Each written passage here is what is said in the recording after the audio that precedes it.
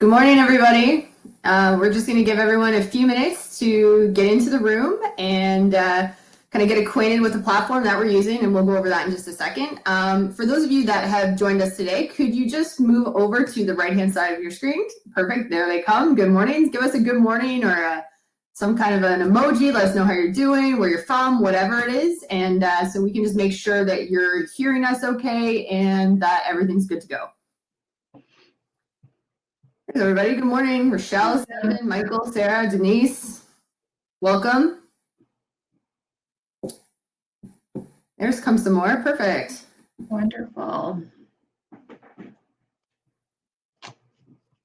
All right, so we do have quite a bit of stuff to cover this morning with you, so we're not going to delay too long. Welcome to our third session of Mission Nutrition.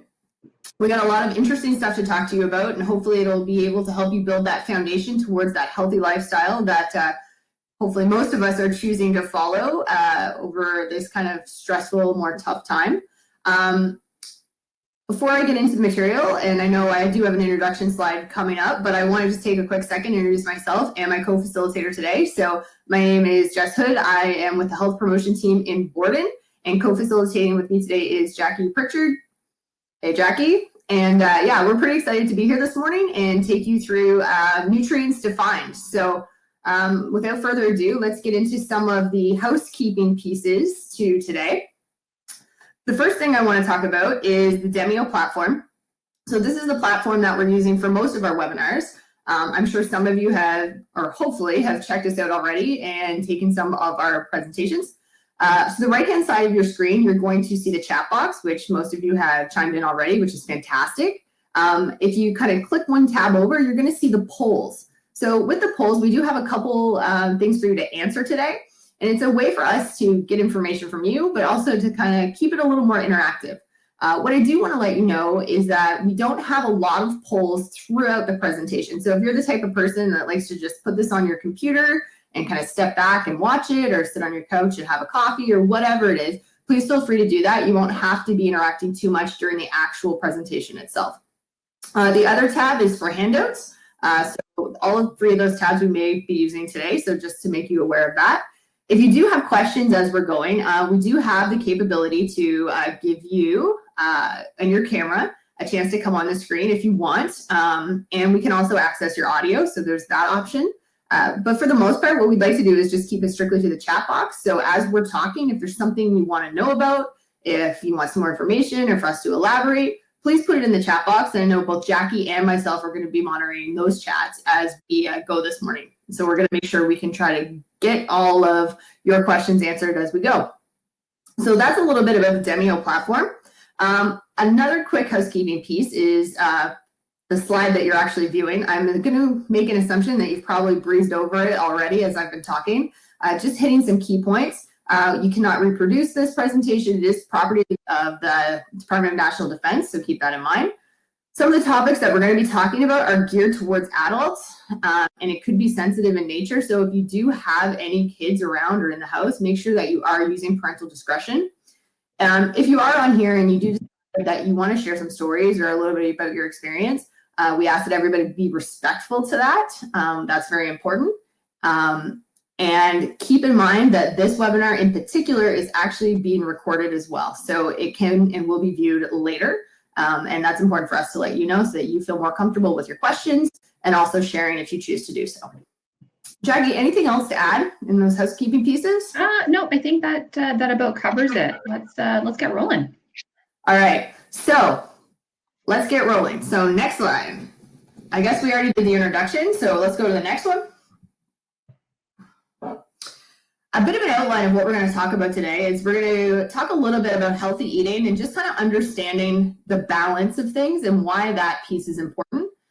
Nutrients is another key piece. It's one thing to look at maybe a menu plan or a diet per se and have all of these foods outlined or meals outlined for you and plans and prepped, but not really understand the whys or kind of a bit more of the science piece behind things. So it's our goal today to take you through why you need this many carbohydrates, what protein does in your body, what types of fats are there and why they're important, and what type of a role things like fluid or water can play in terms of your performance. And I'm going to use the word performance quite a bit today, not necessarily in terms of a workout or physical activity or even like a competition of some kind, but I want you to think of performance as even just your day-to-day life. So to be able to function, to be healthy, to be alert, to chase your kids, all of those kind of things equate to performance, and eating the right balance of nutrients really helps making sure that your performance is top-notch.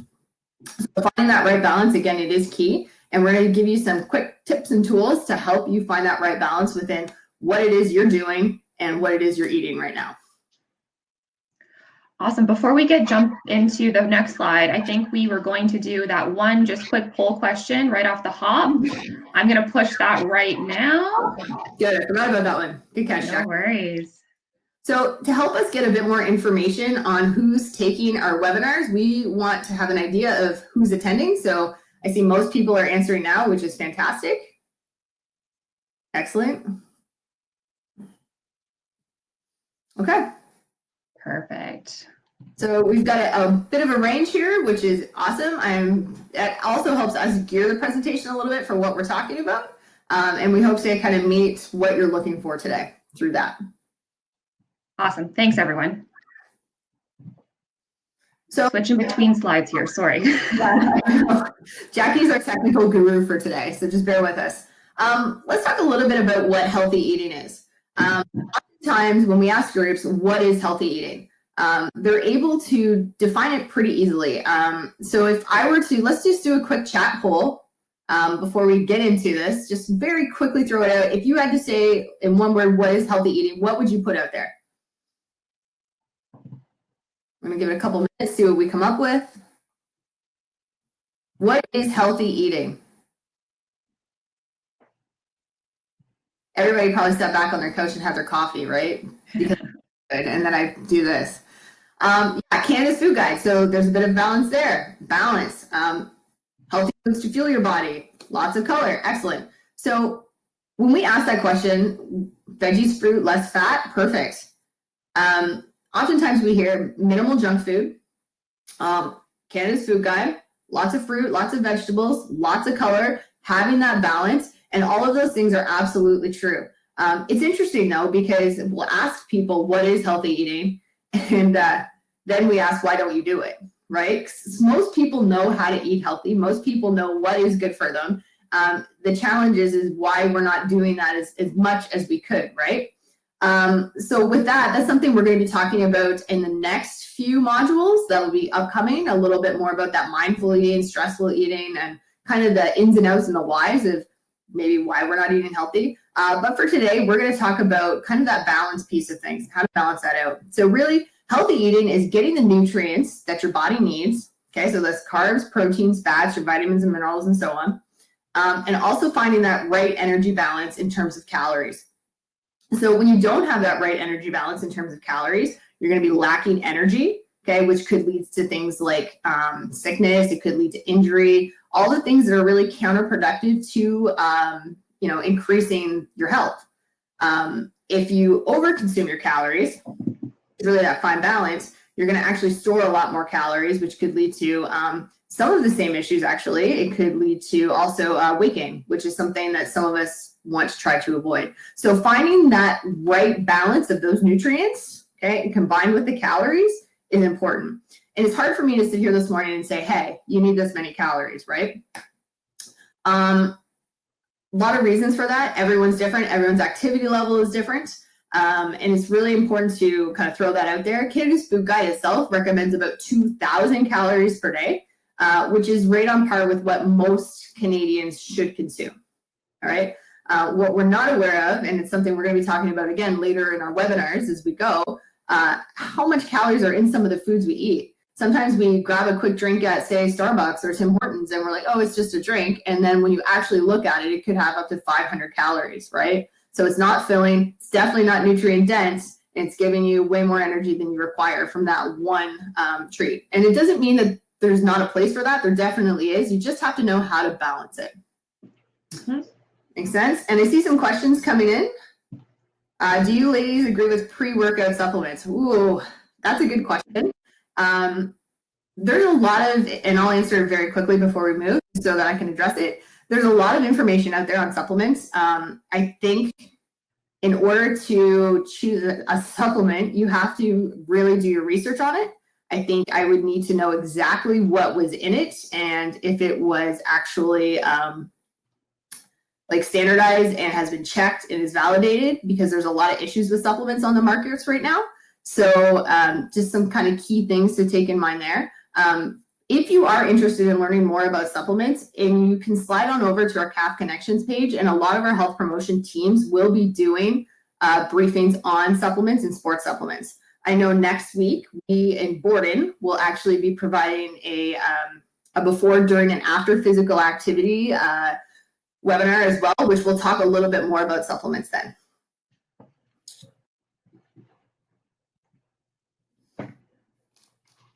All right, so next slide. So to talk about calories, we have to talk about energy output. Oftentimes we think of calories as food.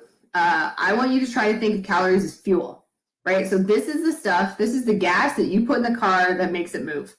And you do have to have that fine balance, or you do get that overflow. So when we look at this, this document or this diagram or this slide, 3 different ways that your body's going to burn energy. Okay, the first one I want to draw your attention to is your resting energy expenditure. So that accounts for 55 to 70% of the calories that you kick out every single day. What a lot of people don't realize is resting energy expenditure is really anything that your body does that you don't have to tell it to do, right? So breathing, regulating your body temperature, rebuilding your muscles, any of that natural stuff, okay, regenerating bone structure, all of those things, tissues, really takes a lot of energy, right? And that's really important to recognize, because that's a huge amount of energy that your body outputs every single day. The thermic effect of food, that has a lot to do with your digestion. And we'll talk about that as we get going through the presentation. But there are different nutrients that digest quicker than others. Things like fat take quite a while to digest, so obviously it's going to need more energy to do that. With the thermic effect of food, I don't want you ever to think, well, if I eat more food, I'm going to burn more calories. It will not weigh up. Not a good strategy to go for, but it definitely does use a bit of energy to help digest those calories and that food to turn into usable forms of energy. Physical activity is the last component I want to talk about. With physical activity, it's between 15 to 30% of the energy you output every day. And when you think of physical activity in this sense, don't think of it as your workout. So that half an hour run you go for, or that 45-minute circuit training that you're doing, or that walk with your kids, or a bike ride. Yeah, that's part of it, but it's also everything you do throughout the day. So if you're cleaning, if you're vacuuming, if you're playing video games, even that movement of your thumb, it's intentional. So you're thinking about it, which means it would kind of constitute as that physical activity piece and get looped in with those calories. So that accounts for 15 to 30% of the calories you output every day. So within that physical activity component, a lot of people are surprised by that. They think it should be a lot more. But what is important to note is how that physical activity directly impacts that resting energy expenditure. Okay, so my best example for that is if I'm going to jump on an elliptical trainer and I'm going to get my heart rate up a little bit, but not too high, I can still definitely have a conversation. I could probably sing you a song if you asked for it. You wouldn't want to, but I could. Yeah, so when I've done that in 20 minutes, I'm probably going to burn maybe 150 to 200 calories, right? I'm going to get off that elliptical trainer. I'm probably going to stop sweating. My heart rate's going to go down really quickly. I'm probably not going to be sore. I'm probably going to be able to do it again if I needed to and jump back on for another 20 minutes with no issues and no problems. I'm definitely going to be able to do it the next day. So that tells me there's not a lot of recovery time, which means my calorie burn is probably going to stop right around those 200 calories approximately. Now, if I were to say, all right, let's do something a little more intense. Let's run 400 meters, do 10 push-ups, 10 squats, 10 burpees as fast as we can for 20 minutes. If we were to do that, which again, I need to put this out there, if you are thinking about adding more intense training into your workout, make sure you check with your MO or medical professional or physiotherapist or whoever it is that you talk to so that you're good for that and train and work into it and follow a guided professional program. But let's say that was on your program and that was what you decided to do. What what's going to happen to your body is your heart rate's going to get really high. You're going to sweat. You're going to breathe a lot heavier, which means you're going to really be working and burning some of those calories. Now, the surprising part of it all is you're really not going to burn a whole lot more at that point than what you did on that elliptical trainer. It definitely will be more, but probably not a whole lot. But the difference is that type of physical activity, that type of workout takes a long time to recover for. So if I really went to my full effort, I'm not going to be able to do it again. I'm going to be a long time before I stop sweating. My heart rate's going to be a long time before it comes down. My breathing rate's going to be up. All of those things are going to be pretty high. I'm definitely not doing that again at the same intensity, okay, right away. Probably won't even get to that level the next day, right? So because of that, your body is going to burn a lot of energy in that resting energy expenditure, helping your muscles recover, helping with your breathing, helping with your body regulation, your metabolism. All of those types of things involve calories. So at the end of it all, maybe a day or two later, you might have burned maybe 400, 500, 600 calories from that workout because of that stretch. So physical activity and the type of activity that you do has a direct effect on your resting energy expenditure, right? And that's important to note. Oftentimes, that's why some of the more higher intensity conditioning programs can be effective for people, but they don't come without risk. And I need to put that out there, that making sure that you're not doing those types of workouts often is really, really important. Your body needs a recovery time, and it needs to be done and structured properly. So that's a little bit on how we output our energy. And it's important to know when we're structuring that whole balance to try to find that healthy lifestyle and healthy diet. So on days when things aren't as intense, you don't necessarily need to eat as much. But on days when it can be, you might have to increase those calories a little bit to make sure that you're giving the body the fuel that you need to recover. Some questions just came in. So HIIT is not always recommended.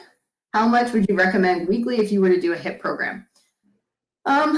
Again, this is more a question for our fitness and sports teams, but I'll field it. It's definitely not a bad thing if done appropriately in the right ways. I think bringing your heart rate up to more of that moderate to vigorous level is great for cardiovascular health. And I also feel that it definitely will help with that muscular endurance.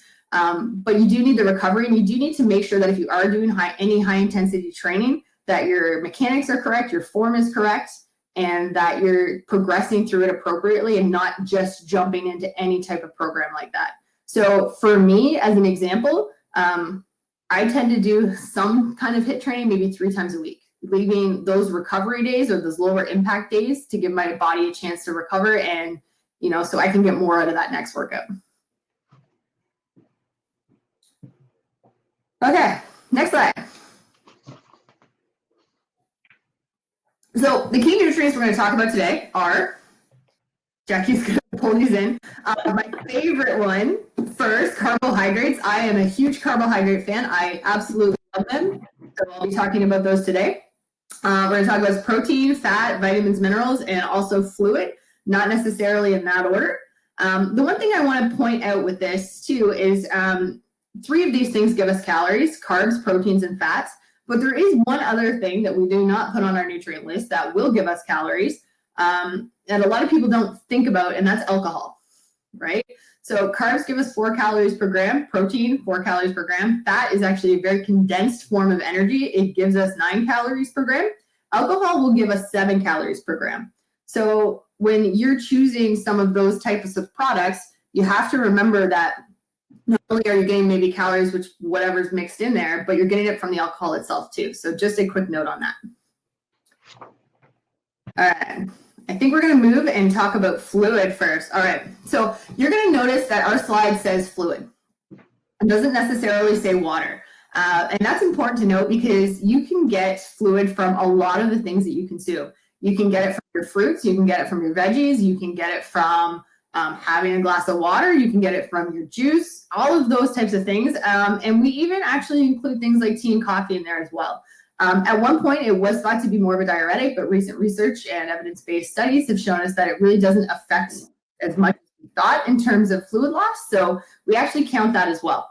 Now, all of that said, there's definitely better choices than others. So if we were to recommend what fluid would be best, it's going to, one, depend on your activity. So I'll refer back to nutrition briefing to kind of hone in on those tips a bit.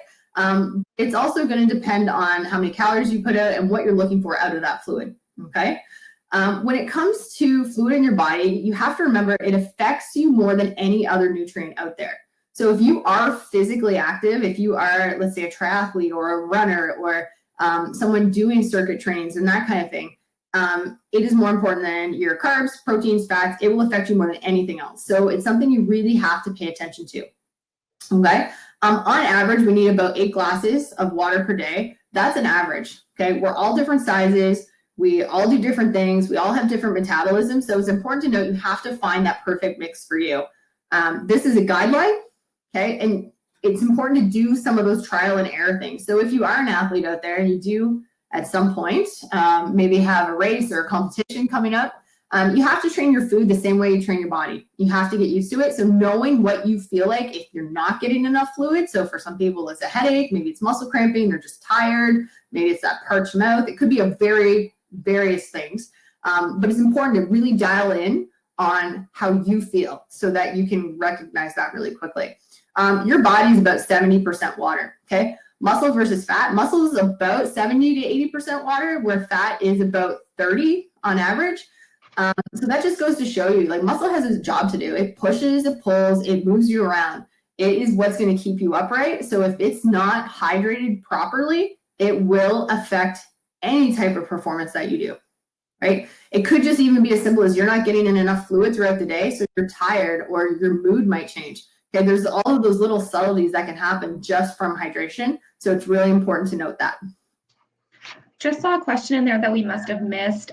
Eat before workout, for example, or workout before breakfast. Stephen, we're going to get to kind of talking about the importance of certain nutrients, kind of the before and after. So if you still have questions at the end, let us know, but hopefully we'll be able to answer that as we go. Awesome. All right. Is flavored water okay? Yeah, so some of these things are going to be your choice. It's easier for us to see food labels and give you a bit more of an educated guess on that. But for the most part, it is going to add to your fluid source. Oftentimes, we do tend to flavor our water because it makes it a little bit more enjoyable. It gives us something to look forward to versus just having a glass of plain water. Sometimes we'll relax with that kind of stuff. So if you do add some type of flavor in, depending on what is in that, I mean, again, that's going to be a personal preference, but it would definitely count as fluid. Yeah. Okay, so rehydration during exercise. So this is important too. And keep it in mind, it's going to depend on what you're doing, time of year, how hot it is, how much you sweat, because some of us are big sweaters. I'm kind of one of those people. And some of us aren't. So that's important to note as well. The key with this is that even if you dehydrate about 2% of your body weight, so on a day, if you're doing things like a ruck march or anything like that, it's very possible for this to happen. It means a 15 to 20% performance decline. Okay, so when your performance starts to go down, that's when you become at risk for a lot of other things happening, like injuries. That's when your form goes down. That's when you get maybe a little bit lazier with your mechanics. And it's definitely not something that you want, especially if your sport or activity is a little bit more high intensity. It also could mean a 15 to 20% performance decline in how you're thinking. And depending on the activity that you're choosing to do, that is not what you want either. So again, hydration is super important. When it comes to rehydrating during exercise, it's a fine line. I know personally, I'll share the story. There's been several times I have been out on runs that I've overhydrated and thinking that, well, I need more water, I need this, I need that, which means I'm going to have to try to find somewhere to go to the bathroom. So it's really trying to find that balance of what works for you and how you know. So the first step to that is making sure that you're hydrating appropriately and enough before you're training. So you're looking about 2 hours prior, probably getting about a half a liter in. Again, it's going to be dependent. Use these as guidelines. For those of us that train in the morning, this is going to be a little hard. We don't expect you to wake up at whatever hour, let's say 5 a.m., just to drink a bunch of water to go back to bed. I can't emphasize it enough. When it comes to any type of training and recovery, sleep is one of the most important things. Okay, so I'll throw that out there. So you don't want to interrupt your sleep just to kind of hydrate before your workout. But making sure that you're properly hydrated throughout the day is something that you can easily do by having stuff next to you. Maybe it's a water bottle, maybe it's some of the flavored waters that you like, or just around the house, or they're cold, whatever it is, kind of appeal to what your likes are. Drink fluid frequently, so about 250 meters every 15 minutes. So with that, you have to be careful because, again, you don't want to overhydrate things. And typically, if you're an hour or less and it's not too hot, you're usually pretty good to have a few mouthfuls here or there. I know, again, for myself, one thing that I tend to do is just small mouthfuls instead of big chunks. So if I were training and I had 250 milliliters of water, I would be probably in the bathroom 15 minutes later. But I know that about myself. So one thing I would recommend is always have that water bottle next to you, or if you're going out for a walk or a bike or a hike or whatever it is, bring some water in a pack or a waist belt or whatever, and just take a mouthful, maybe every 5 or 10 minutes, okay, to work into kind of that amount. So that way you let your body know that that fluid is coming in and it can use it kind of more effectively than having it all at once. Also making sure that you rehydrate after a workout. The after workout things are pretty key. Oftentimes we get done our workout, whatever that is, and we're just so happy we're done, we don't care anymore. So we don't spend the time to either refuel or rehydrate. And it's those two things that are really going to get you through the rest of your day. I don't know how many people online right now have done some form of training and just felt kind of draggy and sluggish and tired afterwards. A lot of that has to do with your hydration, your nutrition as well, depending on how intense your event was and how long it was, but definitely your hydration. Making sure that you're hydrated can make the difference in you being awake and alert the rest of the day or falling asleep on the couch.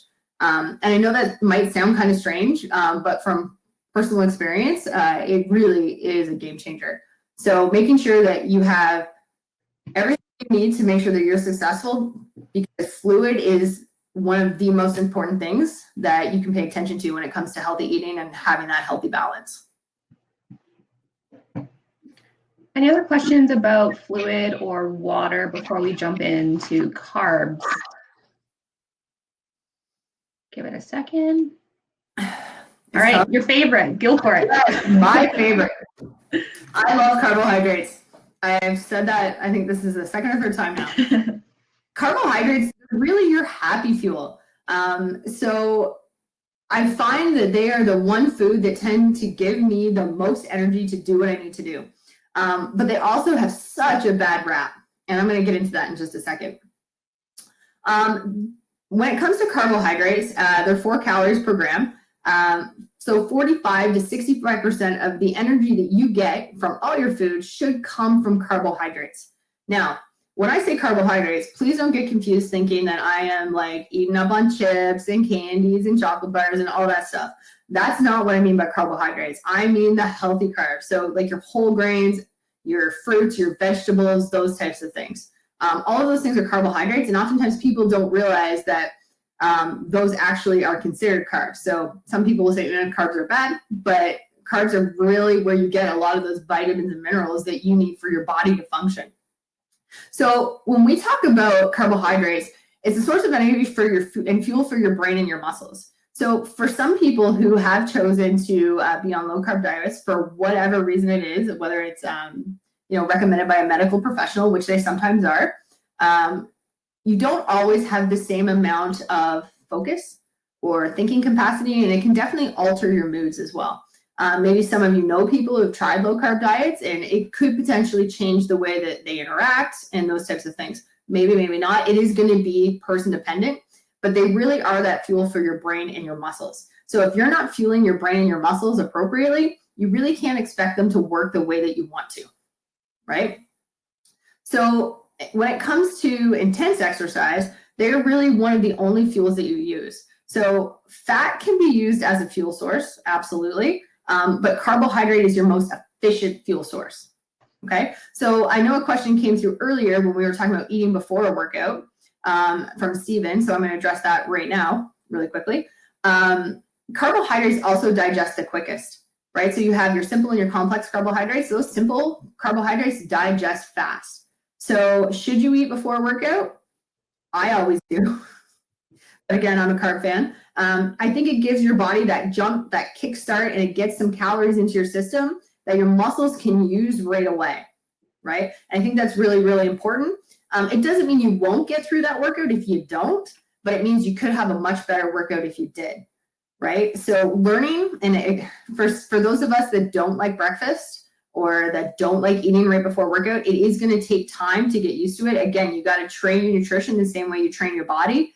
But starting with small pieces of things and working into it could be an option. So even something like half a banana or a half a Nutri-Grain bar, or even like a small bit of juice, just something that can be quickly and easily digested, so that gives your body that jump start. So that would be an example of why carbohydrates are important kind of before the workout, because they are that energy source and they do digest really quickly.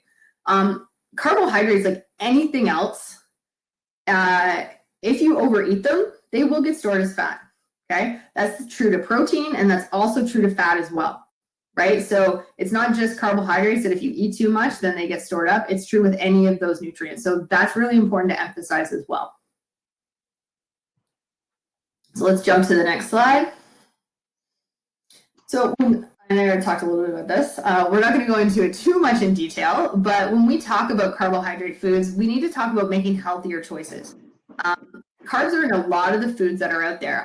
A lot of the not so healthy choices, so your cakes, your cookies, your cupcakes, all of that stuff, your chips, your candy, your pizza crust, all of it really. But it's also in a lot of those healthy foods that you need. So if you're going to choose to add carbohydrates in, and you want that healthy diet, you need to make sure that you're making the best choices for you. So some examples could be making sure you're always choosing whole grains, okay? Making sure that because you do that, you're getting more of those nutrients per serving. Fiber is another form of carbohydrate that I kind of breezed over. But in talking about fiber a little bit, that's really important as well. Fiber is something that actually does not digest. So if you're choosing more of those whole grain type choices, whether it's through your pastas or your breads and that kind of stuff, you are going to get more fiber out of it, which is something that you want. It helps a lot with keeping you full. It helps with your digestive tract as well. And again, it has no calories. So that's something that I want to emphasize there too.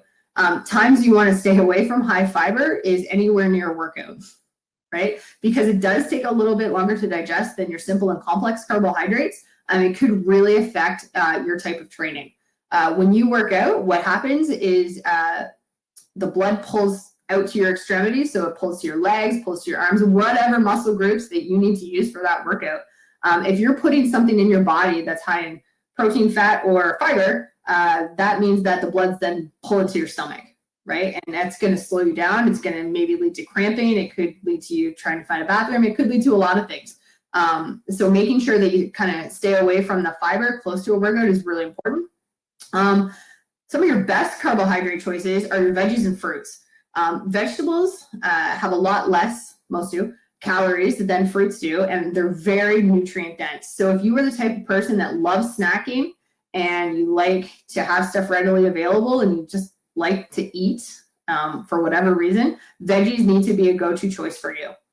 Having them out, having them peeled, having them ready so that you can quickly grab them from the fridge and kind of snack away is one key thing that you can do starting today to get that variety in there. And also make sure, a good point from earlier, is choose different colors to that as well. So making sure you're not always just eating greens or oranges or reds, really try to get that variety and that rainbow in there. Fruits are great. They are a very quick energy source. They're about 80 calories per serving, where veggies are about 30. You definitely can add some more fruits into your diet in terms of berries and that kind of stuff. But making sure that if weight gain is a concern, if calories are a bit of concern, that you're balancing that out with fruits and vegetables. So, you know, if you're looking at half of your plate being those fruits and veggies, which is really the goal, you really want to see, you know, 60% of that or more to be those vegetables and balancing that out with that fruit. So not always just fruit and not always just vegetables. One thing I just add in here too is when we're talking about like that preparation, obviously, like, yes, the raw veggies and raw fruits are great. If you are gonna kind of cook or put them in a dish or something, just watch any of that added sugar or that added salt, right? So that's again where we're gonna kind of see those calories sneak in there and some of maybe the negative consequences of excess sodium in our diets too, right? So I know it makes it taste a little bit better, but just being a little bit more mindful of those additives as well. It's funny you say that. The amount of people that I've talked to that, choose a salad because it's healthy, and yeah, you're going to get the nutrients out of it, but depending on what's in that salad, whether it's croutons, whether it's cheese, whether it's that creamy dressing, in some cases the calories alone add up to more than a burger and fries. Really something that you need to pay attention to. So when we talk about how many carbohydrates and a good guide that you can use to estimate, I want you to keep in mind that when you're looking at this chart, this is to maintain who you are at your body weight today.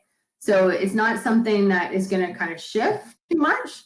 When we're looking at the intensity levels, and I want to really emphasize that, moderately active, okay, you're hitting between 5 to 7 grams per kilogram of your body weight per day. Okay, and that's so for lower intensity exercise. So that might be someone, just to put it into perspective a bit, who still trains like 5 days a week, maybe half an hour, not too intense, but they're definitely doing something. The next one would be your higher intensity training, so 1 to 3 hours. You're looking at between 6 to 10 grams per kilogram of your body weight. So you're going to see, a mix between some endurance people in here, the people that like to do longer bike rides or runs and that kind of stuff, and the circuit trainers, so they could kind of fall in that mix of it.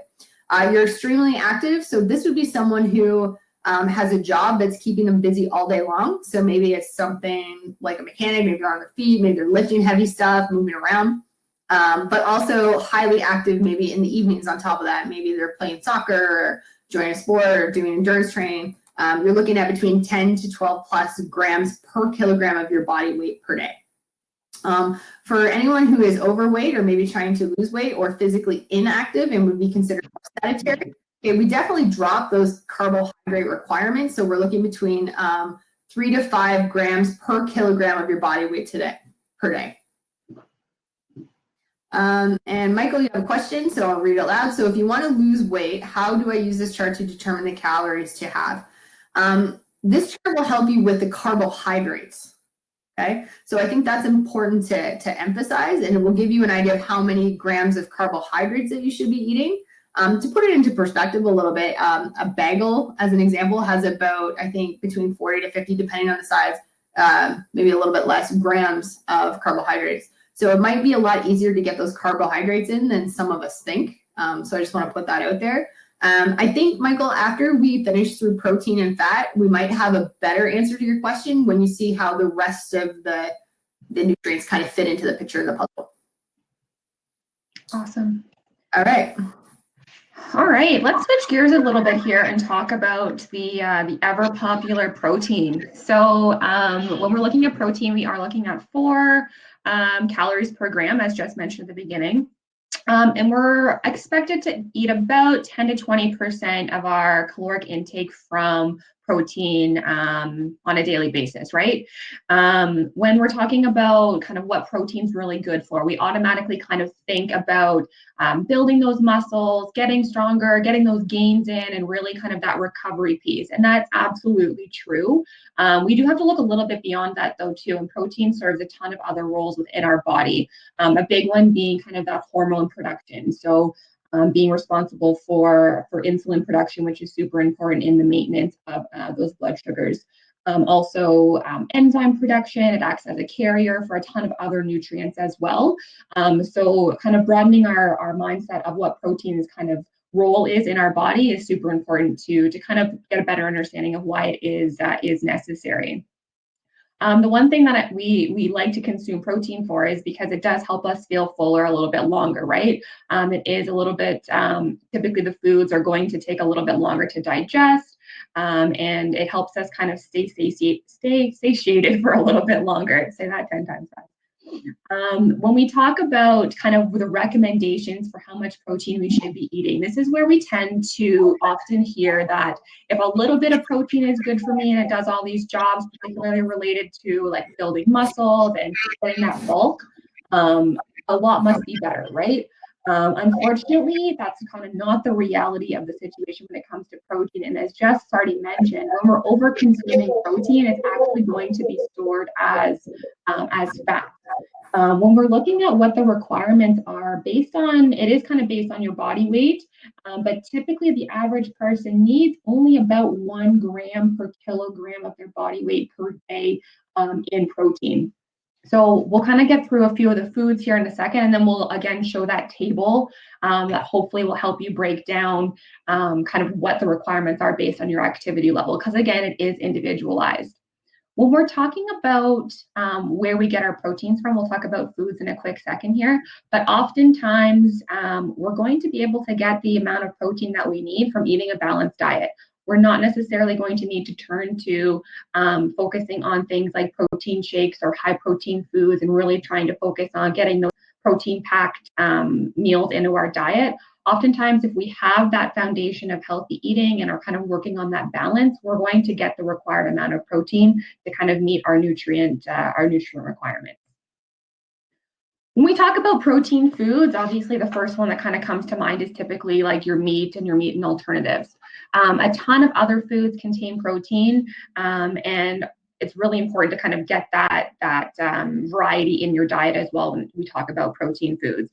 So things like beans and lentils, all of the legumes, nuts and seeds, fish, obviously lean meats. We'll talk about that in relation to protein and fat in a little bit here. Your dairy products, so milks and cheeses, obviously your eggs as well, and then like nut butter. So peanut butter is a good go-to. I know that's kind of my go-to for a kind of protein snack, if it's on a spoon or if I eat it with an apple or something like that. When we talk about kind of our recommended protein foods, here, if you caught our presentation on Canada's Food Guide, there has been a big push for eating kind of more plant-based protein options a bit more often, right? So choosing those legumes, those beans, those nuts, those seeds, those types of things, because they are really great sources of protein and actually are going to have a lower, usually saturated fat content, which we'll get to talking about in a quick second here. You're also going to get a ton of fiber and different things like folate and things like that from more of those legumes. Fish, highly recommended, eating it a couple times a week. Again, super lean source of protein, and you're also going to get some really important essential fats, which again, we'll talk to in a second. Lean meats on here is a good one, right? So if you are someone who does consume meats, choosing those lean meat options more often. So things like chicken breast, turkey breast, even your wild game, those types of meats are generally pretty lean. Avoiding maybe that really beautifully marbled steak so often. I know every once in a while it's good, but you are going to get a lot of excess fat in there as well. And obviously from those meat products, you're getting a ton of vitamins and minerals like your zinc, your iron, magnesium, B vitamins, all kinds of things like that. So those are super important, obviously, for getting all of those excess nutrients as well. And we also recommend those lower fat dairy products, right? So if you can, choosing skim or 1% milk, low fat dairy products, that's for low fat cheese products, right? So those lower percentages of milk fats in those things. And you're also obviously going to get the calcium, your different vitamin D, magnesium, all kinds of vitamins and minerals in those products as well. So trying to get a good variety of protein foods is super important, not always just going to that, boiled chicken breast as your meal every dinner, right? As we talked about earlier, kind of those recommendations, and you can see on this table here how little the recommendations kind of change. We're really talking about the difference of about 1 gram of someone who is kind of moderately active, that recreational athlete that we talked about before, right? So maybe you're working out, you're doing some intensity, some higher intensity training a few times a week. You might be on a recreational soccer league 1 night a week. You're still trying to get activity in there, which is awesome. And that's again about that 1 gram per kilogram of body weight per day. And you can see how it very, very minorly changes as you go up to about that 2 grams per kilogram per body weight a day. And that's really when we're talking about those strength and endurance type athletes, those bodybuilders, the category that a lot of us probably don't necessarily fall into. So generally speaking, we're going to be kind of somewhere within those first few categories there. And this is, again, kind of that trial and error piece to kind of figure out where you're going to fall. But again, it's very oftentimes a lot of pressure is put on over consuming protein. And the more it's going to be better and you're going to get all these gains and things like that. But again, that excess is always going to be stored as fat, which is oftentimes not something that a lot of us are looking to have, right? So that 2 grams per kilogram per body weight per day, that is kind of that finite amount that evidence has been able to kind of tell us is able to be used for all of those protein jobs that we talked about before, right? So this is, again, something that you can kind of work with and try and basically fit into your eating plan. But using this as kind of a rough guide, usually recommend between starting around that 1 gram or so per day and seeing, again, how your body is going to feel as you're doing different types of activities. Protein energy balls. Just a question in there about those. If you are looking for a quick snack or something, I definitely wouldn't say that they're a bad thing. Again, if you're using different things like protein powders in those, that's, again, where I'm going to want to caution and just say to really do your research, make sure that you know what's in those, make sure that it's something that your body actually needs, right? I'll make protein balls, but I'll just use like peanut butter and oatmeal and honey and things like that. And that's generally going to give me enough of that kind of filling, that state of being full. It tastes good and it's going to kind of keep me going as a quick kind of snack throughout the day. So definitely something that you could look to, but if you're adding in some of those additional supplements, again, do your research and make sure that it's something that you actually do need to include in that snack, or if you can maybe supplement it with something that is just naturally protein rich. All right, fat. Let's talk about fat. So we definitely need fat in our diet. And as Jess mentioned, fat is definitely that energy dense nutrient. So if we're looking at the other two, so carbs and protein, those have, again, 4 kilocalories per gram. We're talking about fat, that's up to 9, right? So almost, more than double. We definitely need to make sure that we're getting fat in our diet for growth. Those essential fatty acids are super important, and we'll talk about those in a second here, right? It's going to make you feel full, right? It's going to make you feel satisfied. It's going to be essential for the absorption of different fat-soluble vitamins. So vitamin A, D, E, and K are all fat-soluble vitamins. So you have to ensure that you're getting some fat in your diet so that you can absorb those types of vitamins and they can do their job within our bodies. It's also going to provide us with energy, right? So again, it's a super kind of condensed form of energy. And let's be real, most fat tastes really good, right? We put it on our foods because it tastes good or it's included in kind of the preparation, right? When we're typically talking about where we get it, it is something that is usually kind of added. So if it's putting like butter on a piece of bread at the table, or olive oil and balsamic vinegar on a salad, those types of things. Or we use it to cook, right? Oftentimes it's put oil in the pan before you're frying things or things like that.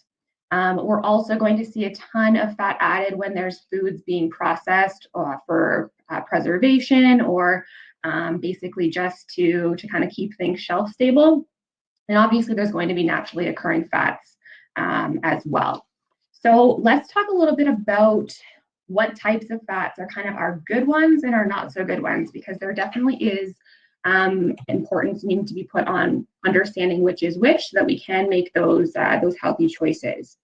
So as you can kind of see on the slide here, we're basically looking at 3 different types of fat. So within our healthy fats category, you're going to see basically these are your unsaturated fats. So your polyunsaturated and your monounsaturated. These are your things like different olive oils, peanut oils, your fish, your avocado.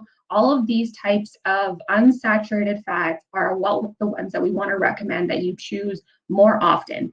These are the ones that are going to actually help your cholesterol levels. They're going to reduce your risk of heart attack and stroke. All of these ones are going to be a lot more densely nutrient packed as well, right? So when we talk about fish, that's where you're going to be getting your kind of omega-3 and 6 fatty acids, and those are the ones that our bodies can't produce naturally, and we definitely need them for a variety of processes.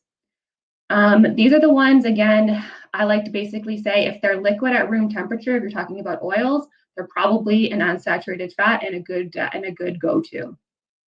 When we're talking about those unhealthy fats or the ones that we want to kind of reduce in our diet, we're talking about saturated or trans fats. So when we talk about saturated fats, these are typically the ones found in animal products. So your meats, your different cheeses, coconut and palm oil. That's a pretty contentious one sometimes, but you do see a lot of saturated fat in that coconut oil. And different hydrogenated oils and shortenings, right? So different things that you typically bake with are probably a lot higher in your saturated fats.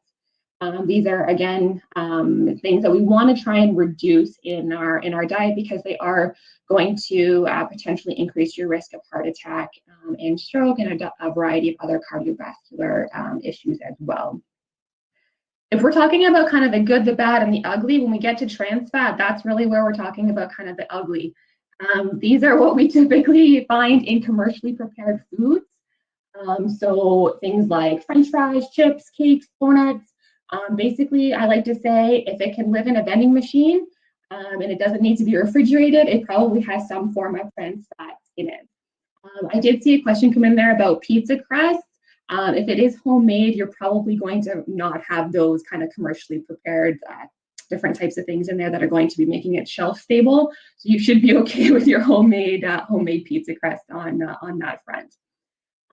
These are the ones, again, that are actually going to increase levels of cholesterol and increase your risk of heart attack and stroke. This is the fat category that's actually going to be taking away the good cholesterol. So it actually increases the bad cholesterol and reduces the good cholesterol that's in our bodies. So we want to make sure that we're reducing the consumption of those. I saw a question, there aren't trans fats banned from food now. You're on it, Kyle. Absolutely. That was my next point. We're pretty fortunate that it was actually partially hydrogenated oils, which is actually basically all trans fat. That is what was banned in Canada in 2018, I believe. So most commercially prepared foods have had to rejig their recipes or different things like that to kind of remove those ingredients. So we're not consuming as many trans fats as we maybe were a few years ago. Basically, when it comes to looking at kind of the breakdown of these dietary fats, every fat kind of contains the different types, and basically the one that has the highest percentage is kind of how it's categorized. I like to show this table during these kinds of presentations because it helps kind of give a visual of what is going to be the most type of fat within a certain thing that we might use.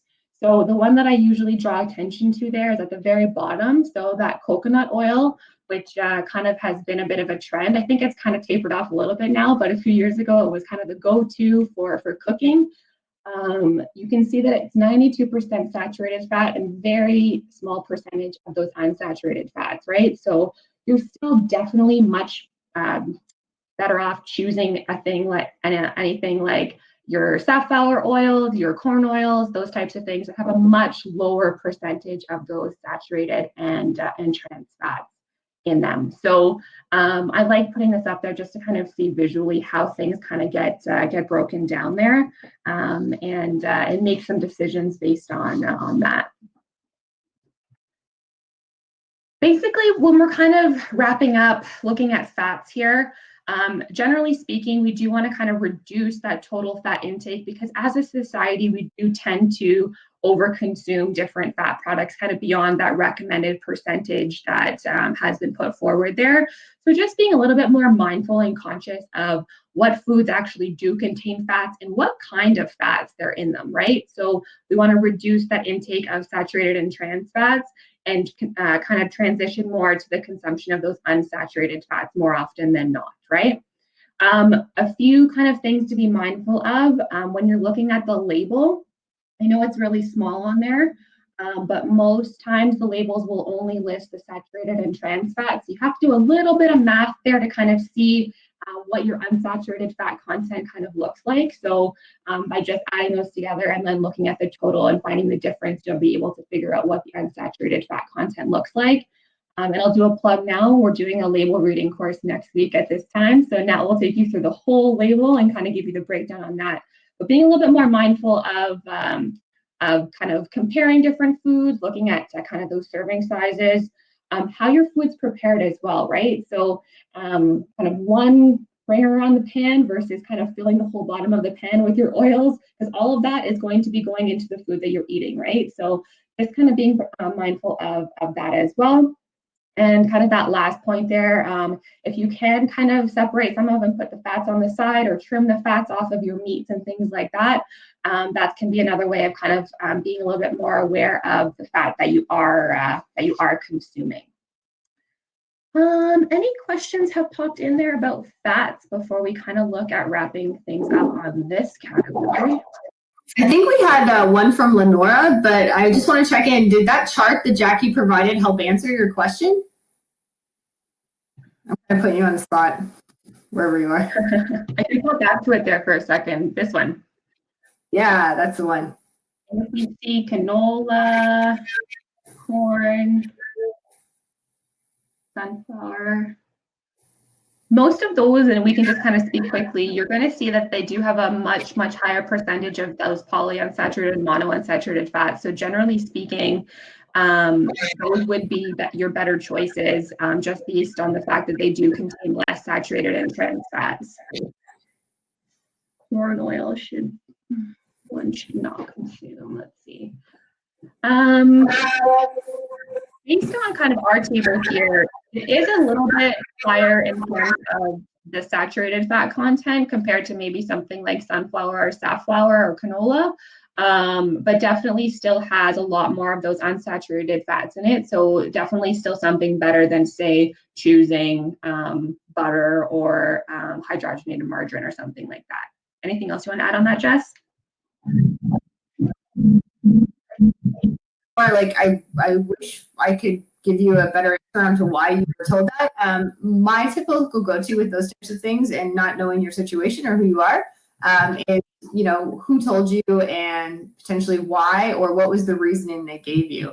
So if you start to question some of that stuff and just do a little bit of research, you might be able to get to the bottom of it. I know for us, we haven't been told that those are bad to stay away from them. So that's kind of what we're going to stick with on that one. But if you have some more questions, please feel free to reach out. Sure. If we look at bacon fat, so definitely a hard saturated fat, high containing food, right? So those, what are they called? Heart attack eggs, when you're cooking your eggs in your bacon fat from when you cooked a whole pound of bacon, probably not a necessarily good go-to. I'd say it's probably fairly comparable to, if you're looking up here, on the table, and I don't know exactly, so again, don't quote me on the numbers, but if you're looking at things like beef fat or lard, you are seeing a high percentage of that saturated and even some trans fats in there too, right? So definitely a high, probably saturated trans fat containing food that should be avoided most often if possible. Some good questions. Kind of looking at wrapping things up here and just kind of being mindful of time. I think we've done okay so far. We could normally talk for hours on this between Jess and myself, so I think we're doing okay. What we're really looking at here is really aiming for that right balance. So you'll notice that that pie chart in the bottom there, that's kind of breaking down, and I kind of just picked the middle of the range for the recommended amount of those different nutrients that we've talked about today, and what we should be consuming on a daily basis, right? So between your carbohydrates, fat, and protein, your breakdown is actually fairly similar to that of kind of that balanced plate approach. And we talked about the different foods that are kind of rich in those nutrients, and that does really kind of jive with the recommendations of what macronutrients we should be eating on a daily basis, right? So if you are kind of choosing that balanced plate approach, half vegetables and fruits, a quarter whole grains, and a quarter of what they kind of call those protein foods, you are going to be getting that kind of correct balance of those nutrients that we've talked about today. So really striving for that foundation of healthy eating is really going to be able to get you what you need.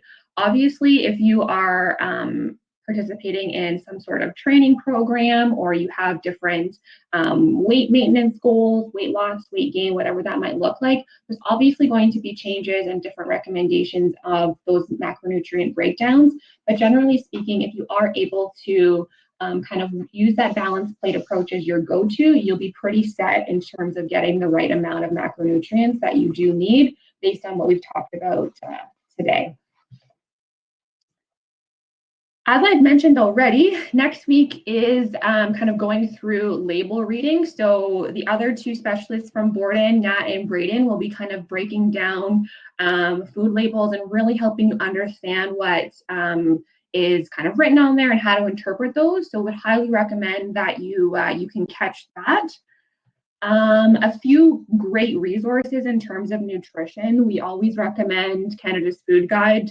There's a ton of resources on there in terms of even recipe planning and those types of things, as well as unlockfood.ca. So this is Dietitians of Canada's kind of revamped website. And again, it has a ton of resources. You can actually find a dietitian in your region. They've got meal planning, meal preparation, templates, and all kinds of different things that you can play around with. And it really kind of gives you that breakdown of building that foundation for healthy eating. In addition, on there are a variety of other CAF-related resources that are available to y'all right now. Even in this time of not being in the office, these are still all available to everyone. So we do just like to share that slide with everyone. The last thing that we'll do here, and maybe we can do this as kind of the wrap up too, if anyone has any further questions. We do have two more poll questions, just kind of a wrap up of the entire presentation. So I'm going to push these both out now. And if you just want to take a second and answer those for me, that would be wonderful. And if you have any other questions, please let us know. Put those in the chat box there, and we'll try to answer them, as we're already at our hour limit. But appreciate everyone's time and commitment to joining us today. Michael, BC Health Link website allows access to dietitian advice for free. That's amazing. I wasn't aware of that. So if you are in BC, you can connect with a dietitian for one-on-one advice. That's awesome. Did those polls go out okay, Jess? Are you seeing those? Perfect. Awesome. If anyone has any other questions, let us know. Isabel, I just read what you posted. I will look into that for you and see where the problem is, and we'll get that up and running for you as soon as possible. I know that was a lot of info for everyone today, but hopefully you did take a few things away. And as always, if you have any questions, please let us know. And yeah, we're always available and love chatting about this stuff. Yep. Awesome. Thanks everyone for joining us. We'll hang out for a second just in case there are any other questions that you want to shoot through. And other than that, I hope you have a great day. Thanks, everyone.